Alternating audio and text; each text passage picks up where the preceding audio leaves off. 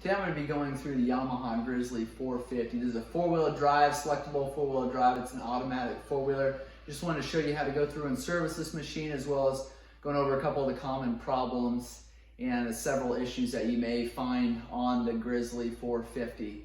I'm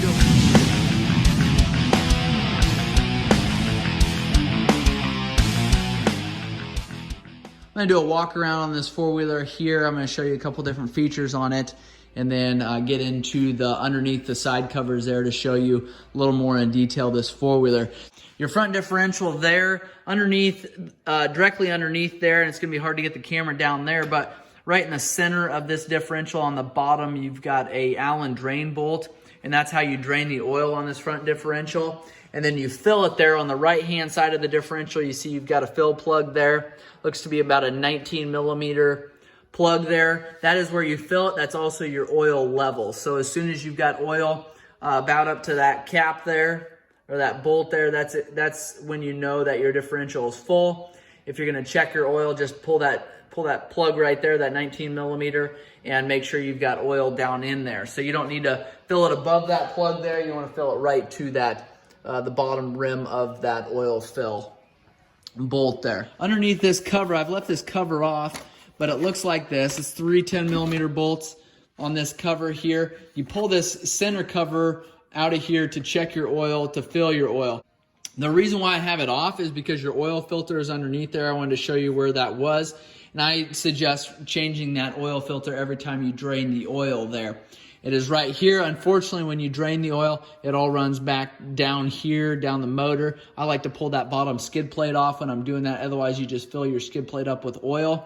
So if you pull that bottom skid plate off, oil's still going to run down your crankcase here, but at least then it's going to drain into your oil pan as opposed to all over your skid plate. Your fill level here takes 2.3 quarts. I like to run that engine for a couple minutes and shut it off, let it sit for a minute or so, and then check the oil at that point. A lot of times what I do is I'll put about 2 quarts in, I'll run it for a little bit, and then dump another third of a quart in, get it to exactly where it needs to be, but typically it's right around that 2.3 quarts. You've got a rear differential here that'll need an oil change periodically. Check your manual for those specs, but you've got a drain plug right in the center here underneath. This is another Allen screw. These Allens, you'll find a lot of people will have issues with getting those out of there. I like to use an Allen socket. What I do then is put that socket on there, and I'll take a hammer and I'll give it a pretty good whack, as good of a hit as you can get when your four-wheeler's on a lift like this. And what that does is kind of break that free a little bit, and then you're able to turn it out. I've never had one that I couldn't get out when I've used that trick. So put the Allen socket in there, take a small hammer, tap on it, kind of breaks that free, then you're able to turn it out of there. So what I don't want you to do is just keep on turning, end up rounding that Allen head out. Then it's very, very difficult to drain that oil there. Here's your fill plug, just like the front side. This is also your check bolt here. So if you pull this fill bolt out, that is where your oil should be to the bottom of that fill plug there. So make sure you check that periodically. To pull your seat off on this model, you've got a lever on the back here. We've actually already pulled it off. Sometimes they can stick a little bit, and I'll show you what that looks like. Pulling that off there, we've got your lever that looks like this. Underneath there is your air box. You've got 4 clips that'll hold that air box on. You want to make sure you unsnap those, check those. I like to check those periodically. For sure want to change and clean and replace those every time you change your oil, but I like to check mine more than that if I'm riding in hot, dusty conditions. I want to pull these side covers off here, show you what's underneath here just so you have an idea.